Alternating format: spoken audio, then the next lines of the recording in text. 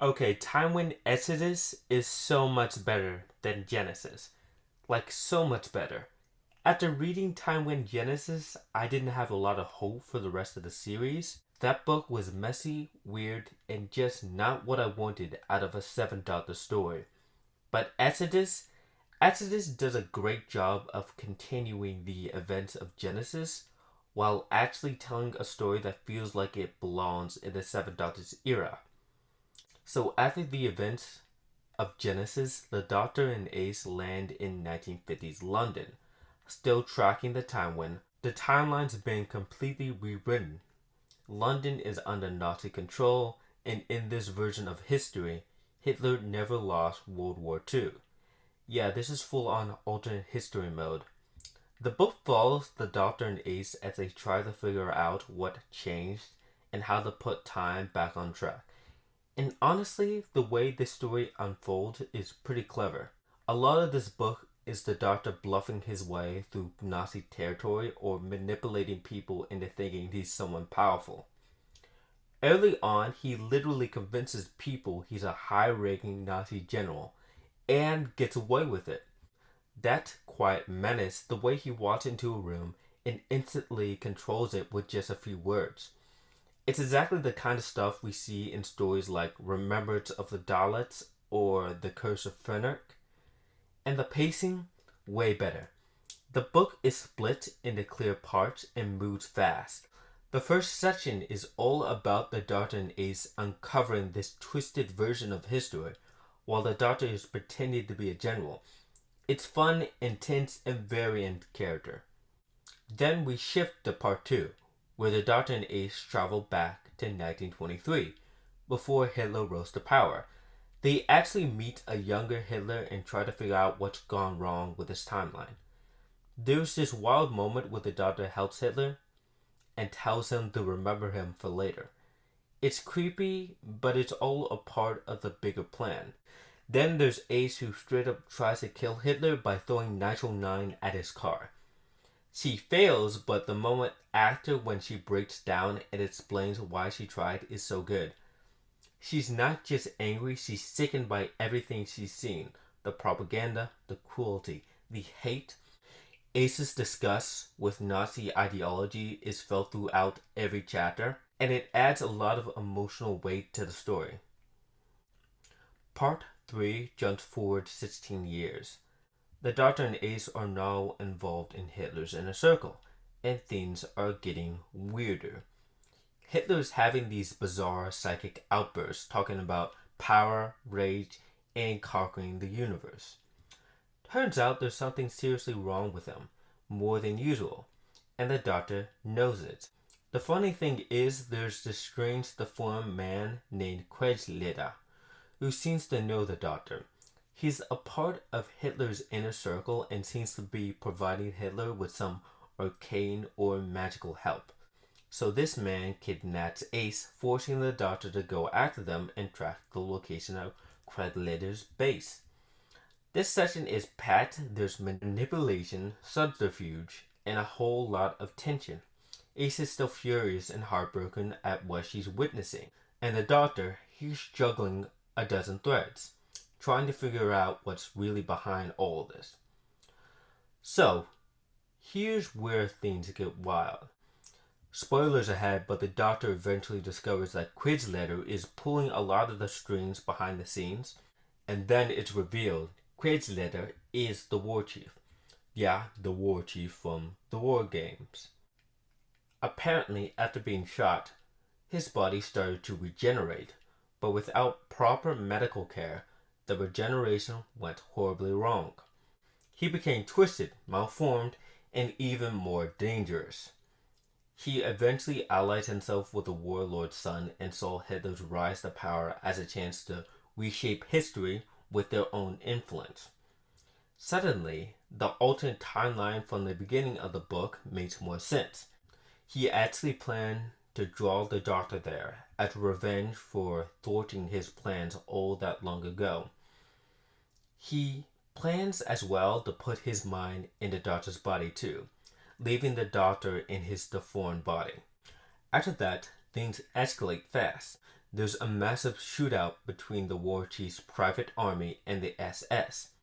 This all happened because the doctor had actually convinced the rest of Hitler's inner circle that Kreuzleiter was constructing a plan to have Hitler removed.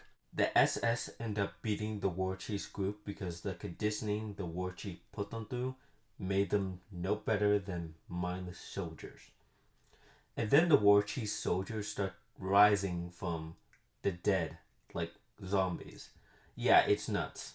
The doctor ends up blowing up the war chief's base with a hidden nuclear bomb because, of course, there was one in the basement. And somehow that doesn't feel out of place. It's crazy but awesome. Then, just when you think it's over, the doctor and Ace jump to 1940 to confront Hitler one last time. Because guess what? The Time Wind has been hiding in Hitler's mind this whole time.